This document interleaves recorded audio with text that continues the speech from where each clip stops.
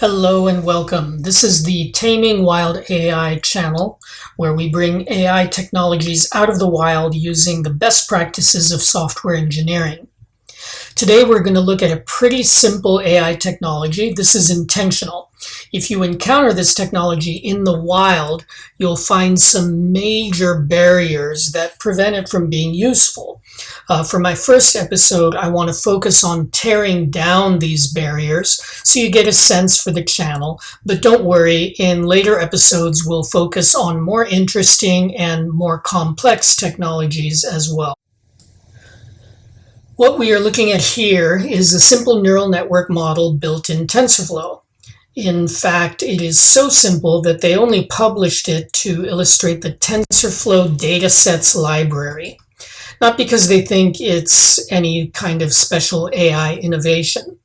Now, the good thing is that the source for this model is on GitHub. Unfortunately, what we find on GitHub is not an executable Python script, but an IPython notebook. You can tell by the .ipynb extension on the file, by the link that says download notebook, and also by the way GitHub's server renders the file as a mix of HTML cells and Python code cells. Now, IPython notebooks and their more recent successors, Jupyter notebooks, that's Jupyter with a Y, so maybe Jupyter, IPython notebooks are beneficial when you want to explain and document code and programming experiments because they let you mix HTML with code. At its core, an IPython notebook is a text file containing JSON, as you can see when you view the raw file. These are also good when you want to share documented code or put it under version control because they're plain text. Now, our best chance of actually running this code is to run it the way it was intended. So as a matter of best practice, let's do that. We'll download this file and load it inside a Jupyter notebook.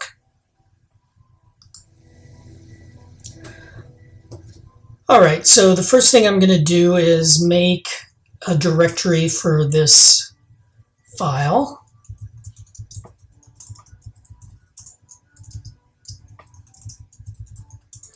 Then I'm going to create a Python virtual environment where I can install my dependencies. And I'm going to activate that environment.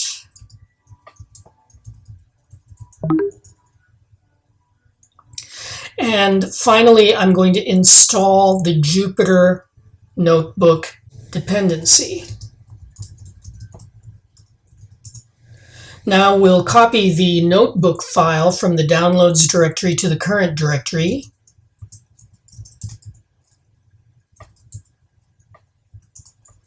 And then we'll start the Jupyter notebook.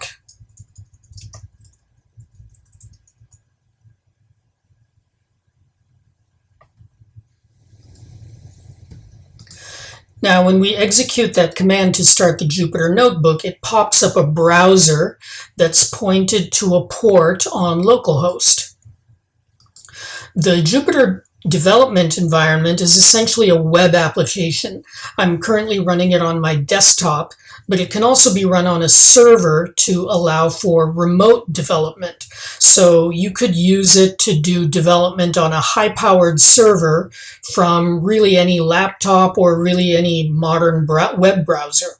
So let's click on the notebook that we just downloaded.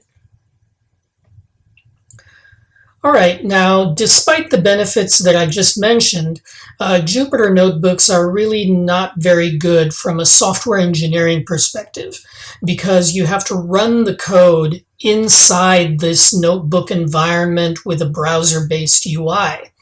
You can think of a notebook as a single, well-documented script where the code gets executed as and when it's loaded, but it also gets executed in the global namespace. So a notebook is not really set up for automation, for integration of this technology with any other software, or for reuse of portions of the code. Now, fortunately, there is a button to restart the kernel, then rerun the whole notebook. Let's see if that works.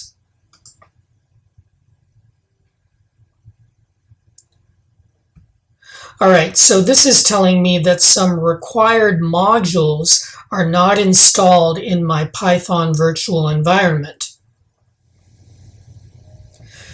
So let's come back here and put the server into the background with Control Z, and then install those two dependencies.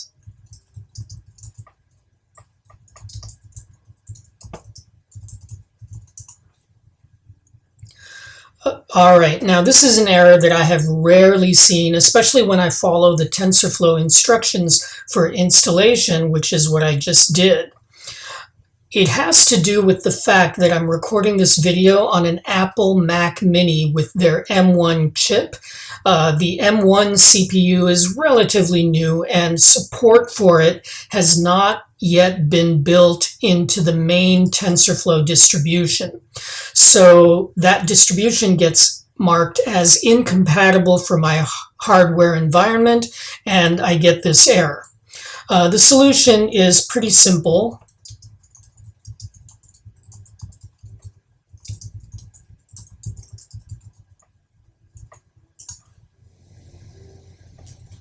Now let's bring that server back into the foreground.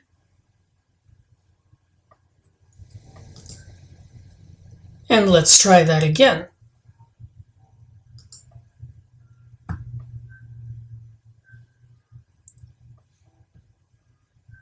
Good, that worked. This code worked, this code worked.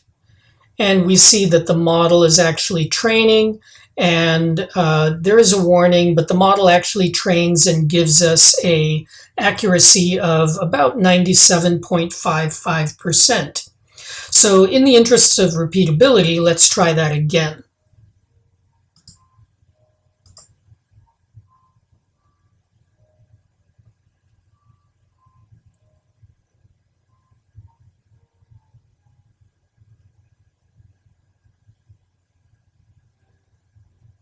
So the training succeeded again, but the accuracy is slightly different.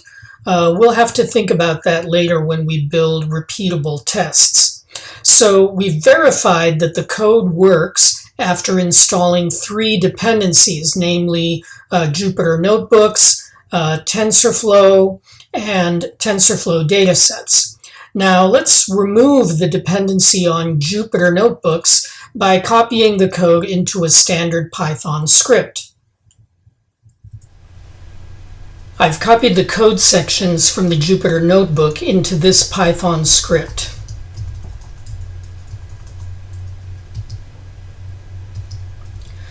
Let's run this script to see if we get the same output as we were getting before.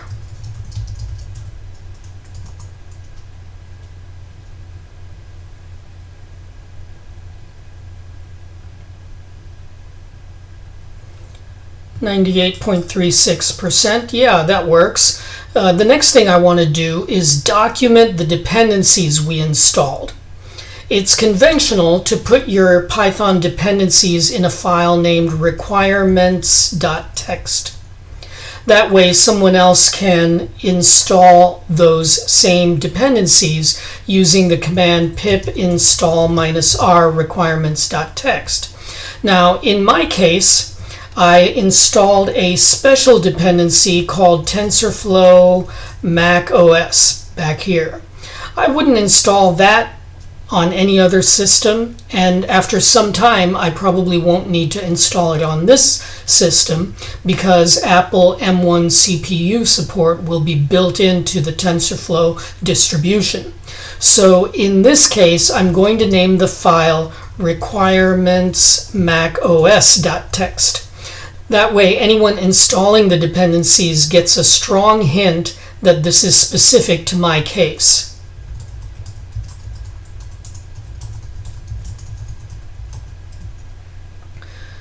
All right, let's save that and make sure it is correct. Yeah, that works. But there is a big problem. Now, I have seen people who write requirements.txt files without any version numbers. This is a bad idea for two reasons. Number one, in the absence of version information, pip is going to install the latest version that's compatible with your hardware and operating system. But Python libraries often depend on specific versions of each other. If you try installing dependencies without specific versions, it may very well work today, like this is working, but when one of those dependencies gets updated, your installation could break. Number two, even assuming the dependencies install correctly, you probably wrote code that depends on a specific version of a library. When that library gets updated and the latest version gets installed, it'll cause problems for your code.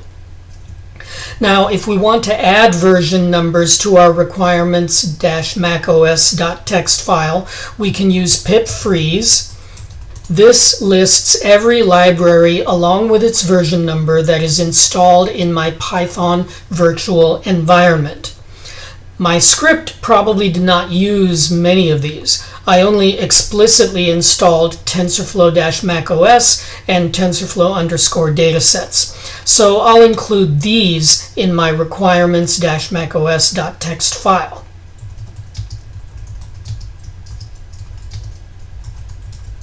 Let's filter this output down. TensorFlow macOS.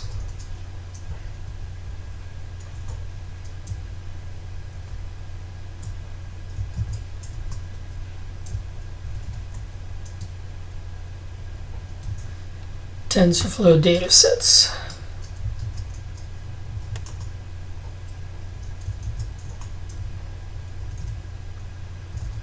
Good enough. Let's just test it once.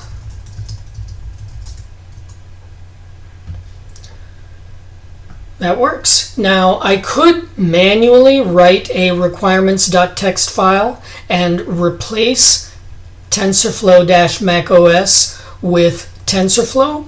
That way someone on a different system would have that dependency file to use. But on this system right now, I have no way of proving that that works. So I'm going to leave it to someone else, or maybe to my future self using a different system, to do that. So now I have a script that runs reliably after installing a couple of well-known dependencies. Before making any more changes, I want to create a git commit. When I create a git commit based on someone else's repository, I generally prefer to fork that repository. This allows people to see exactly what changes I made using standard Git and GitHub tools. But since this piece of code is such a tiny part of the original TensorFlow repository, I'm going to go ahead and create a new repo. I will, of course, refer back to the original repo and use the same license. Here's what my directory looks like now. I have the Python script containing code from the Jupyter Notebook. I have a requirements-macos.txt file documenting the dependencies. I have a .gitignore file that excludes my IPython notebook files. I have a license file, which is copied from the original TensorFlow repository because that's where this code is from. And finally, I have a README file. The README file refers back to the source, since I didn't actually fork the original repo. It has commands that the reader can copy and paste to reproduce my results, and it has the results they should expect to see. The idea is that if the reader sees something very different, then there may be something seriously wrong. If they continue using my code, they should at least proceed with an abundance of caution. Let's look back at the code. In case you're wondering what this code actually does, it solves the MNIST problem. The MNIST problem is a simple computer vision problem to classify a 28 pixel by 28 pixel grayscale image into one of 10 classes based on which digit is visible in the image. This code builds a simple multi-layer perceptron to solve the MNIST problem. First, we have some code to load training and test splits of the dataset. Then we have some code to pre-process those splits in a pretty similar fashion. This is an input layer that just reshapes the 28 by 28 input into a one-dimensional vector of 784 values. This is a dense layer, meaning that every one of those 784 values is connected by some weight to every one of these 128 nodes. The weighted sum is then put through a ReLU activation function. Finally, you see a dense layer connecting those 128 nodes to 10 nodes. In this case, they don't specify an activation function, so it's not really clear whether they are relying on some default or whether they're taking the weighted sum. Once the model is built, it gets compiled with an optimizer, loss function, and metrics. And finally, it gets fit to the training data over 6 epochs using the test data for validation. Now, the first thing I notice about this script is that it is missing the if name equals main idiom. No surprise, because the code is copied from an IPython notebook, but this means the author never thought of running this code except by sending this file to the Python interpreter from the command line. If someone were to import this file to get the model for use in another model, then all of this code would run. They would find the import quite expensive. So let's put all of this code in a main function and use the if name equals main idiom. Let the code flow. And let's try running the code.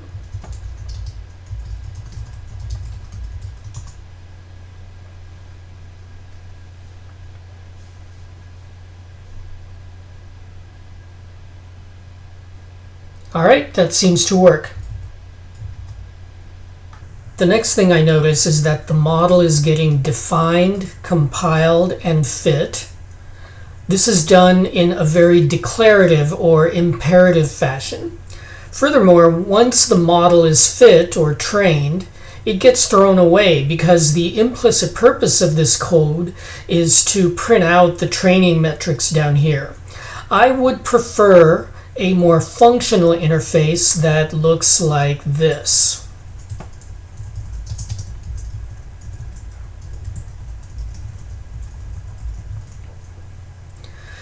I also notice that hard-coded parameters are being used. But if I have this more functional interface, then I can pass these parameters to those functions.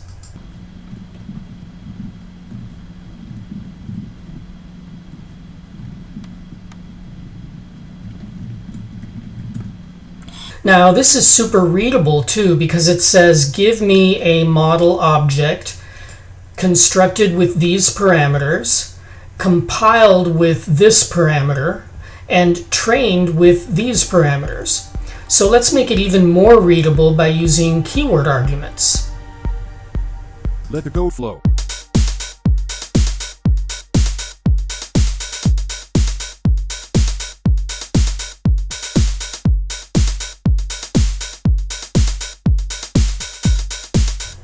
The nice thing about this interface is someone could import the model class into their code and use it with their own parameters, learning rate, and data sets.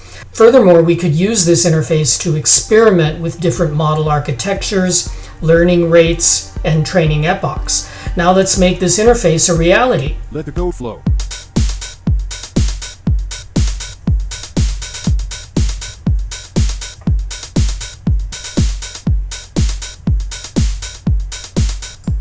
And let's see if that works.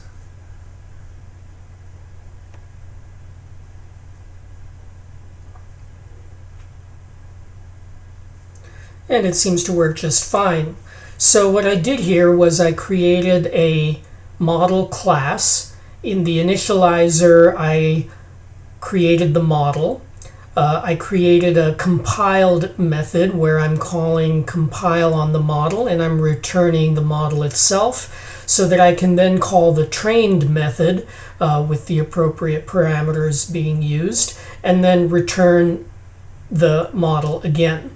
So this allows me to realize this very nice interface and import this model in a different module for further use. Let's see if we can do something similar with the data set. I think I would like to simply instantiate the MNIST dataset as follows.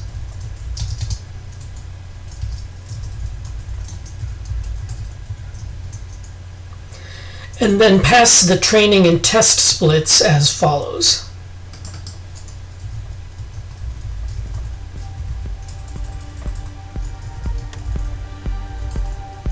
Now let's make this interface a reality. Let the code flow.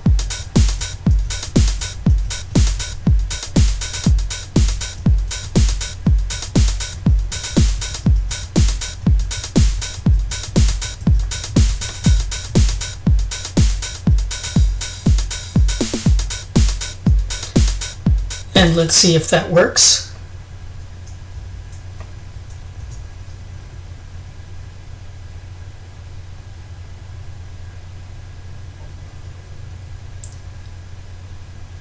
Yep, seems to be working fine.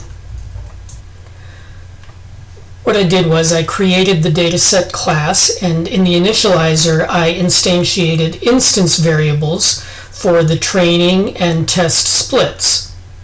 Now that the model and dataset are in their own classes, we can move them into their own files or modules. It might not seem necessary because it's not like this file is super long, but there is an interesting benefit. I will cut this class definition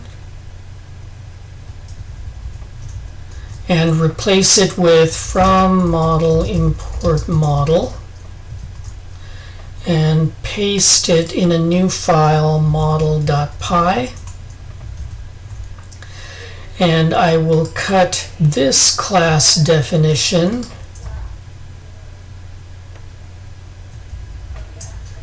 and replace it with from dataset import dataset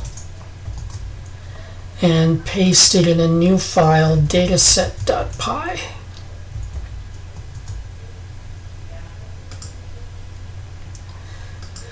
These first two imports are no longer of use in this module, but they do need to be moved to the model and dataset modules respectively. TensorFlow to model.py, and both of them to dataset.py.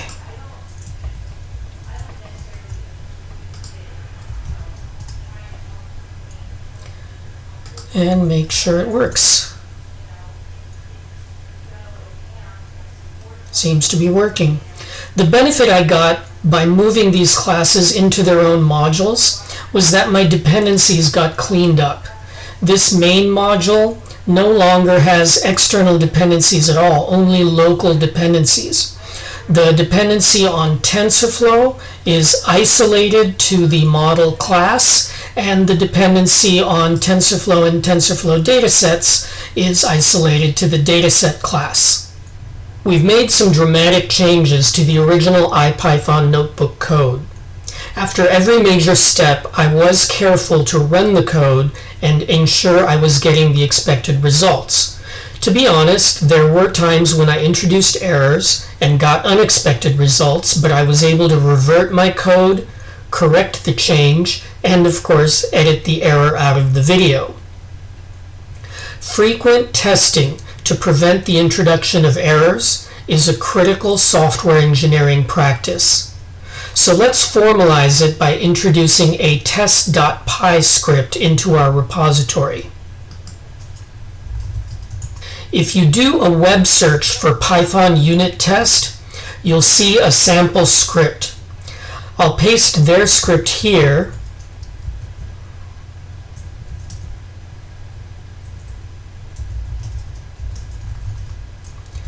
and replace their sample tests with just one test.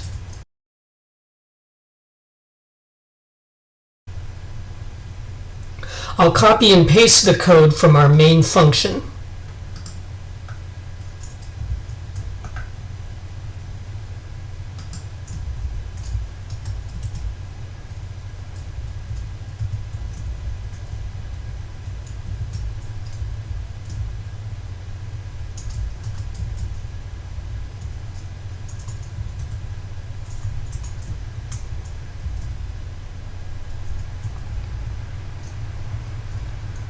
With tests, you're usually expecting some kind of result, and you call an assert method to ensure that that result was generated.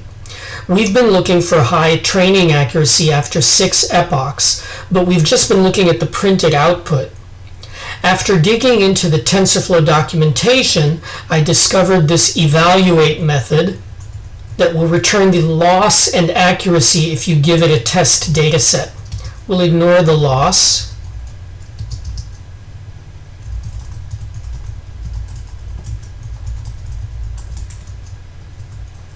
We can take the expected results that were previously documented in the README file and code them into assertions here.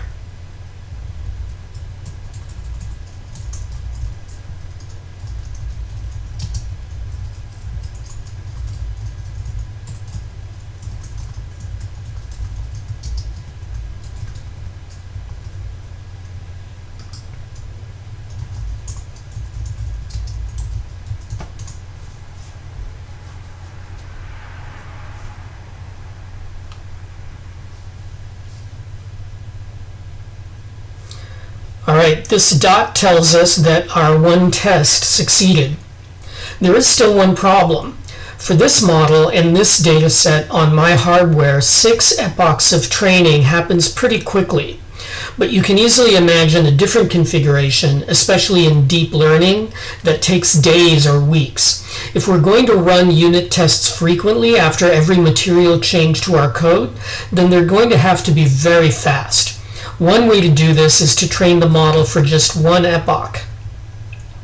If we scroll back,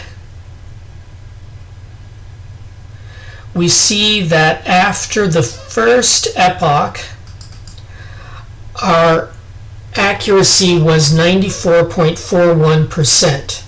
So we change our assertions to assert almost equal.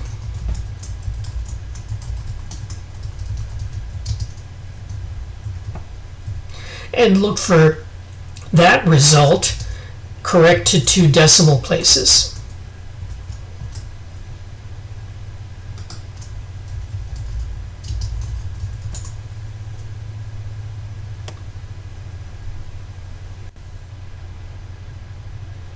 Alright, let's make sure that that works again. We got 94.27% that time. 94.44, but that's still working. 94.34, but it's still within 2 decimal places. So these values do seem to work reliably, but this exposes another problem. Training of deep learning models is stochastic. After all, that's why they call it stochastic gradient descent. By definition, you are not going to get the same results every time you run it. So how do you write a test that runs reliably? Fortunately, the TensorFlow Keras library we're using allows us to seed the random number generator.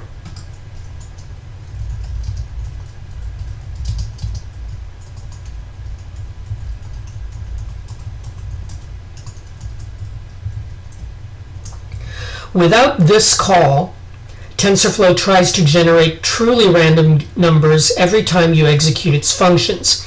With this call, it'll generate the same sequence of quote-unquote random numbers every time. And we can see that this is the case.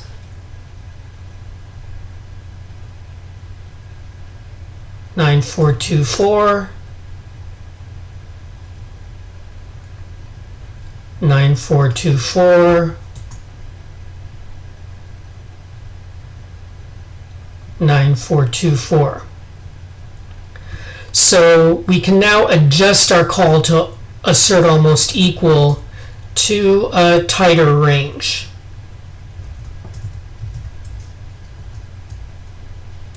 Couple of caveats. This kind of unit testing is not a substitute for all other kinds of testing. For a different data set or a different model architecture, you still need to spend lots of time on hyperparameter tuning, and you still need to test that your training converges. It's possible for your model to pass a unit test with this random seed and fail with a different one. It's possible for your model to pass a unit test for one epoch but still diverge at later epochs. This kind of unit test just ensures that you can modify your model without breaking it at the level of the Python language or the deep learning framework. And being able to do that just makes it easier to test for convergence with different data sets and hyperparameters.